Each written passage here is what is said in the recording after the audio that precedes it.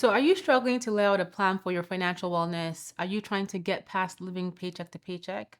Well, keep watching. I have some tips for you to help you work on creating a financially sound plan for yourself. Hey everyone, my name is Bola Shokumbi. I'm the founder and CEO of Clever Girl Finance. I'm also the author of the Clever Girl Finance book series and my most recent book, Choosing to Prosper.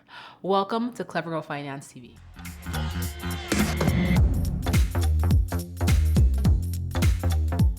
So in today's video, we're going to explore key steps that you can leverage to create a financially sound plan for yourself. But first, what does being financially sound even mean? Well, basically, being financially sound means you're okay financially. Keep in mind, you don't need to be a millionaire or have all the funds to retire put aside to be financially sound. But if you can support yourself with a prolonged gap between paychecks or between jobs, then you are on the path to being financially sound. It could mean you have enough money to stay afloat during an emergency, and it can also mean that you're able to make sound financial decisions regardless of temptation. For example, sticking to your budget. Regardless of where you're starting from, it can take a while or it can take a lot of effort to hit that milestone where you can consider yourself financially sound, but it is possible. It's all about being intentional and working on creating your plan, and not just creating your plan, but taking action on the plan that you create. That said, let's talk about how to create a financially sound plan for yourself, one smart financial decision at a time. Number one, assess where you stand. It's really important to understand where you are right now with your finances. And this exercise is not to make you feel bad. Instead, it's to help you work on creating that plan. Think about your car navigation system. In order for it to get you where you want to go, your destination, you have to tell it where you are. So you want to start by looking at your assets, your liabilities, and your general net worth. The way you look at your net worth is by subtracting your liabilities from your assets, and what you have left over is your net worth. Do not panic or stress out if this is negative. Again, the point of this exercise is to understand where you are and understand where you need to focus on. For many young people, they're starting out with a negative net worth, especially if they have high student loans. And again, that is fine. It's not to make you feel bad, but it's to help you create a plan so that you can start to build long-term wealth. Next, assess your income. How much are you bringing in, and how much of your paycheck hits your bank account post taxes, after taxes have been taken out of your paycheck? It's really important. If you earn $60,000 a year, you're not getting $5,000 a paycheck. You need to understand what is your post-tax paycheck after all the deductions have come out, whether it's Social Security, taxes, etc. You want to understand your post-tax income. You also want to look at what other income sources you have. Do you have a part-time job? Do you have a side hustle or a business? Are you occasionally selling things here and there? You want to factor all of that into the income you're bringing in every month. And that may vary from month to month, but you still want to have a general idea of what your income looks like. The ultimate goal is to be able to spend less than you earn so you can widen the gap between your income and your expenses. And that money in that gap between income and expenses is money you can put towards your financial goals, like saving, like investing, like paying off debt, and whatever other goals that you have for yourself. And then finally, you're going to look at your liabilities, right? This is how much debt do you have? Who do you owe? What do you owe? And list that out as well. Number two, once you've determined where you are, it is time to create a budget. The idea of your budget is to help you tell your money what to do and ultimately help you spend less than you are earning.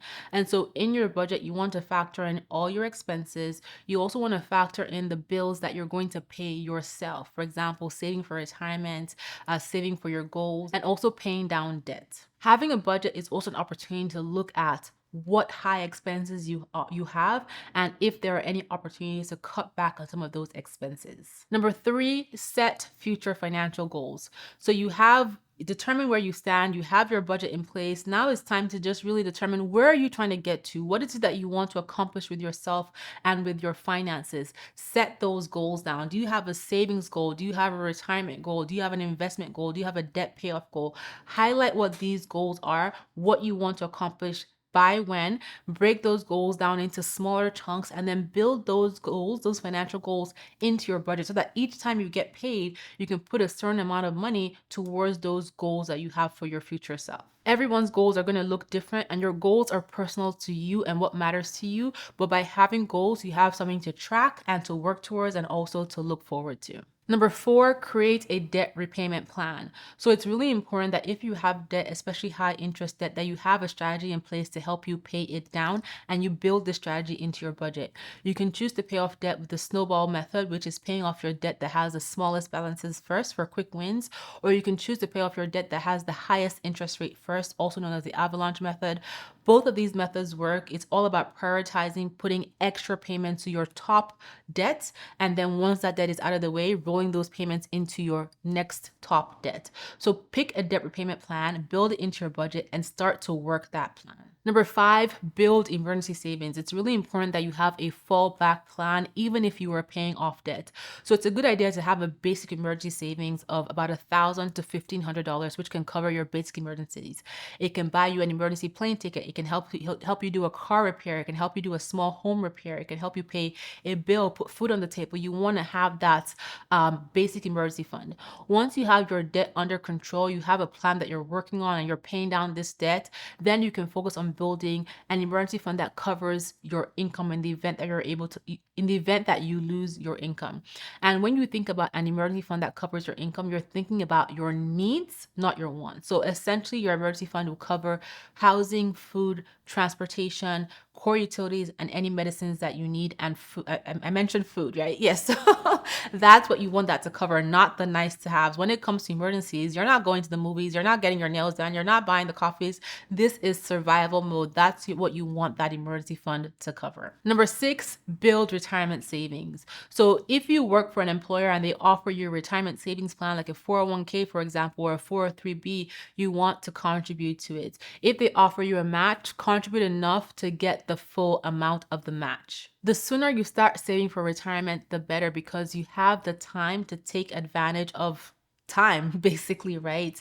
And allow your investments to grow and compound and appreciate and earn dividends. So start taking advantage of any employer plans you have. If you do not have access to an employer plan, set up your own traditional or Roth IRAs and take advantage of the tax benefits and start contributing a lot and allow your money to grow for you. By the way, if you're enjoying this video, please hit the like button below, subscribe to this channel, and tell your best girlfriends about Clever Girl Finance. Also, stop by our website at clevergirlfinance.com. We have over 30 plus completely free courses, and our blog gets updated every single day.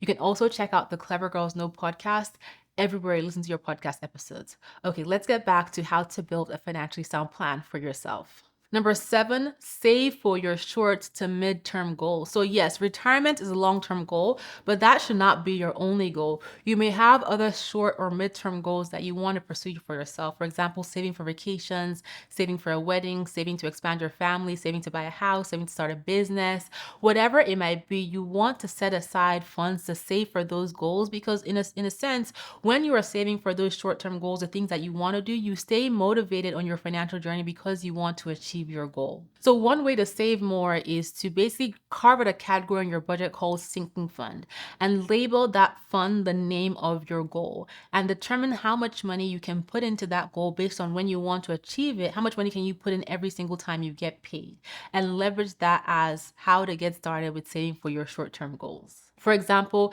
if you're saving $12,000 for a house down payment that you want to buy in maybe 2 years, that would mean putting aside $500 in your house savings sinking fund. And by the way, sinking funds are essentially funds where you put money aside for expenses that you know you have coming up. And this can tie into those short-term goals you have. Number eight, don't forget proper insurance. So when it comes to being financially sound, insurance should be part of your financial plan.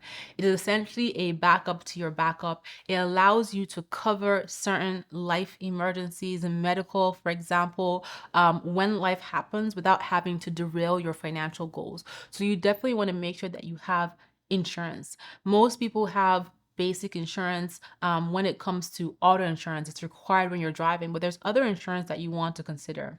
So for example, insurance that you want to consider and explore and research include life insurance, long-term disability insurance in the event that you cannot work, renter's insurance because your landlord is not going to cover your property if something happens and you're renting, pet insurance if you have a pet, personal article insurance if you have personal items that are expensive like jewelry, laptops, or other tech equipment, homeowners insurance if you own your home, identity theft protection, umbrella insurance, health insurance, dental insurance, and long-term care insurance. These are all ideas of insurance that you can start to explore and consider based on what is relevant to your own personal situation. In general, most of us hope to never have to file an insurance claim. However, having that insurance in place can help to cover those unforeseen high cost expenses. Number 9, build financial literacy. When you build your financial literacy, when you work on improving your financial literacy, you're giving yourself the chance to just be able to make smart financial decisions for yourself. So a few ways to beef up your knowledge include reading books, taking online courses, watching financial content like here, and even exploring personal finance blogs like clevergirlfinance.com. You can also check out the Clever Girl Finance book series everywhere books are sold, and check out our 30 plus courses. All of our courses are completely free, and we also have 40 plus completely free worksheets to help you as you work on building up that financial literacy. So which of these steps are you currently implementing, and which of these steps do you plan to put in place to help you create that financially sound plan for yourself? Share in the comments below. I would love to know. While it may not happen overnight, consistently working on your financially sound plan will help you get closer to achieving your financial goals every single day. So don't give up, but it's really important that you have that plan in place to help you get to that point where you feel financially sound. I hope you have enjoyed watching this video. If you have, please hit the like button, subscribe to this channel, tell your best girlfriends about Clever Girl Finance, stop by our website, clevergirlfinance.com, listen to our podcast, Clever Girls Know podcast, everywhere you listen to your podcast episodes, and find us on Instagram at Clever Girl Finance. I will talk to you next time.